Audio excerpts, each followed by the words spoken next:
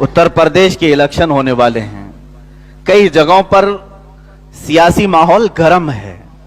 मेरे अजीजों, मुझे सीट कुर्सी से कोई मतलब नहीं, लेकिन मैं ये देखता हूं यहां सारी जात, सारी बिरादरियां अपना अपना गठबंधन बना रही हैं। मैंने देखा कि मुसलमान इसमें कहां हैं। तकरीबन ये वो स्टेट है जहां पर दूसरी बड़ी बिरादरी मुसलमानों की है, दूसरी बड़ी बिरादरी, और छोटी सी छोटी बिरादरियां जिनका ताल्लुक 3% है, 5% है, उनका अपना एक लीडर है और वो साजबाज कर रहा है बड़ी बड़ी पार्टियों के साथ कि इतने सीट हमें दे दो तो हम तुम्हारे साथ गठबंधन करेंगे। मरकजी हुकूमत पर कायम पार्टी, रूलिंग पार्टी के साथ बिहार के स्टेट में 3% रखने वाली तादाद का एक लीडर सीटों के लिए ये साजबाज कर रहा है। पूरे स्टेट में देखा, कहीं कोई ऐसी हमारी क़ियादत नजर नहीं आ रही जो बनाम मुसलमान बात कर सके। देखा हर पार्टी में ये टुकड़े टुकड़े मौजूद हैं, हर पार्टी में। बीजेपी में भी यही झंडे लहरा रहे हैं, कांग्रेस में ये झंडे लहरा रहे हैं, वहां जितनी लोकल पार्टियां सब में मुसलमान मौजूद हैं। होता यही है मेरे अजीजों, मैंने कहा जो शेर, मुत्तहिद होगे तो कहलाओगे मोमिन व गाजी, मुंतशिर होगे तो कस्तों में सफाया होगा। आज हर कोई तुम्हारा इस्तेहसाल कर रहा है। मेरी ये बातें इन्हें चुभेंगी, ये चाहते हैं डिवाइड एंड रोल।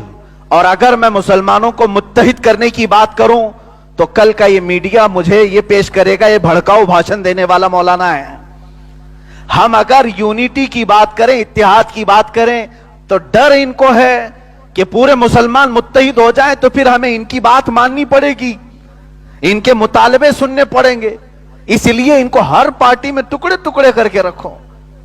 अजीजान गिरामी वकार, आज हमारी पोजीशन यह है, दलित बिरादरी का अगर लीडर अपने तमाम कम्युनिटी को मुत्तहिद होने की बात करे तो कहेंगे वो अपनी कम्युनिटी की बात कर रहा है, कोई मसला नहीं। सारे दलितों को जमा करने की बात कर रहा है। ब्राह्मण अपने स्टेज से कहे, ठाकुर अपने स्टेज से कहे कि सारे ठाकुर जमा हो जाओ एक ही झंडे के नीचे, तो लोग उससे कहेंगे वो अपनी कम्युनिटी को जमा कर रहा है। अफसोस यहां है, अगर मुसलमान ये कह दे कि सारे मुसलमान जमा हो जाओ तो कहेंगे भड़काऊ भाषण है। सबको जमा करके ये जिहाद का ऐलान करना चाह रहे हैं। हमारा जमा होना भी इनके लिए तकलीफदेह है, समझो मेरे अजीजों। इसीलिए इकबाल ने बहुत पहले ये कहा था, न संभलोगे तो मिट जाओगे हिंदी मुसलमानों, तुम्हारी दास्तां तक न रहेगी दास्तानों में। उन्होंने कहा था, नहीं तेरा नशीमन कसरे सुल्तानी के गुंबद पर, तू शाहीन है बसेरा कर पहाड़ों की चट्टानों में। तुम आज छोटे से टुकड़े पर राजी होकर के चले जाते हो, छोटे छोटे टुकड़ों पर, छोटे छोटे हड्डियों पर राजी होकर के चले जाते हो, तुम्हारी ये हैसियत नहीं। इकबाल ने कहा, तू शाहीन है बसेरा कर पहाड़ों की चट्टानों में। मैं आज ये महसूस करता हूं कि जो दो लफ्ज उनसे, इन दो लफ्जों से जिनको तकलीफ है वो मैं आपको दोहरा रहा हूं। अजीजा ने गिरामी, 1920 या 21 या इसी असना की बात है, 1920, 21, जो आज 100 साल का अरसा होने आ रहा है।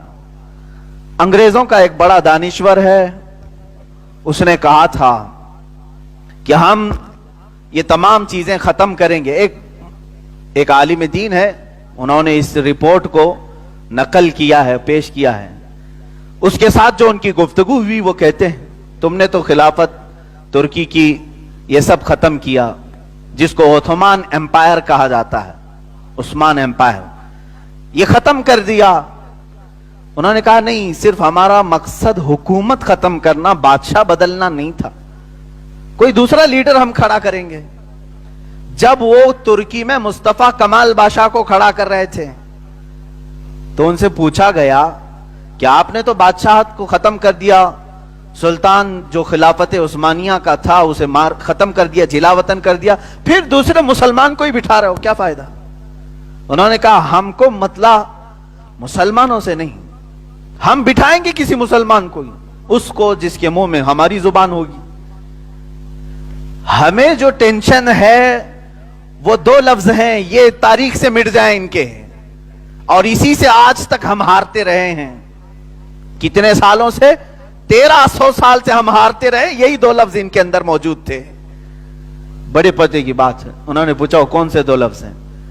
کہا ایک خلافت ہے اور دوسرا جہاد ہے. یہ دو ورڈ کو ہم اتنا سپوائل کر دیں گے, اتنا بھیانک بنا دیں گے, آئندہ کبھی یہ دو ورڈ کوئی بولے گا تو اسے جیل بھیجنے جیسی حالت بنا دیں گے. آج یہی ہے, جہاد کا لفظ استعمال کرو تو یہ کہیں گے آتنکوادی ہے, خلافت کا لفظ استعمال کرو تو یہ کہیں گے یہ بھڑکاؤ ہے, خلافت قائم کرنا چاہ رہا ہے, شریعہ رول قائم کرنا چاہ رہا ہے, یہ پروپیگنڈا پھیلا دیں گے. یہ میرے عزیزوں پچھلے 100 سال سے چل رہا ہے. اور مسلمان کنٹریز جو ہیں, میں تو ہندوستان میں ہوں, یہ سب کا ملک ہے, سارے لوگ یہاں پر ہیں, میں ان مسلمانوں کے ملکوں کی بات کر رہا ہوں وہاں پر بھی خلافت کی بات کرنے پر مسلمانوں کو جیل میں بھیجا جاتا ہے. ہاں کوئی کر کے دکھا دے. سعودی عرب میں اگر کوئی کہہ دیا کہ خلافت اسلامیہ جیسی تھی ویسے ہونی چاہیے, اسے جیل بھیج دیا جائے گا. نہ, بادشاہت چلے گی, ایک ہی خاندان رولنگ کرے گا, دوسرے کا کسی کا حق نہیں ہوگا. جبکہ خلافت ایسی نہیں. اگر خلافت ہونا تھا ایسی ہی, حضور اکرم صلی اللہ تعالی علیہ وسلم اپنی زندگی میں اپنے خاندان والے کو جانشین بنا دیتے. امت کے اوپر چھوڑا, امت نے حضرت ابو بکر صدیق کو چنا. حضرت ابو بکر صدیق کے اس وقت 3 بیٹے موجود تھے, وہ خلیفہ اسلام اپنے بیٹوں کو جانشین بنا دیتا جیسے سجادہ نشین چلتے ہیں. پیر صاحب کے بعد بیٹا تخت پر بیٹھتا ہے, آج بھی یہ نظام ہے درگاہوں کا. حضرت ابو بکر صدیق کا کوئی بیٹا سجادہ نشین نہیں بنا, بلکہ حضرت عمر فاروق رضی اللہ تعالیٰ عنہ, آپ کے ہاں خلافت آئی. حضرت عمر جب آخری وقت میں تھے, ان کے بیٹے حضرت عبداللہ ابن عمر رضی اللہ تعالیٰ عنہ صحابی رسول ہیں اور جلیل القدر صحابی ہیں جن سے کثیر حدیثیں مروی ہیں. حضرت عمر فاروق رضی اللہ تعالیٰ عنہ نے 6 صحابہ کو بلایا اور کہا یہ 6 میں سے کسی کو چن لینا, خبردار میرے بیٹے کو خلیفہ نہیں بنانا. یہ اسلام نہیں ہے, یہاں پر وراثت میں خلافت نہیں چلتی, وراثت میں یہ جانشینی نہیں ہے, بلکہ امت میں جو سب سے زیادہ پرہیزگار ہے وہ ہمارا قائد ہے, جو سب سے زیادہ متقی ہے وہ ہمارا رہنما ہے. امت نے اسی طرح رکھا. سیدنا عثمان غنی رضی اللہ تعالیٰ عنہ کے بعد حضرت عثمان رضی اللہ تعالیٰ عنہ کے بھی خاندان والے موجود تھے. آپ نے اپنے خاندان میں سے کسی کو اپنا خلیفہ منتخب نہیں کیا, بلکہ یہ خلافت جیسے رسول کریم صلی اللہ تعالیٰ علیہ وسلم چھوڑ گئے تھے امت کے اوپر, ایسی حضرت عثمان بھی جاتے وقت امت کے حوالے کر گئے, اور ساری امت نے اس شیر خدا کو چنا جس کی قیادت میں کسی کو شک نہیں تھا. عزیزان گرامی وقار, یہ خلافت کے معاملات تھے, لیکن آج کسی بھی اسلامی نام کی کنٹری میں نہ خلافت قائم ہے, نہ حضور اکرم صلی اللہ تعالیٰ علیہ وسلم کا وہ منہاج, وہ طریقہ قائم ہے. نام کے لیے یہ جبے کبے پہن کر کے اسلامی کہلاتے ہیں, لیکن حقیقت میں اندر سے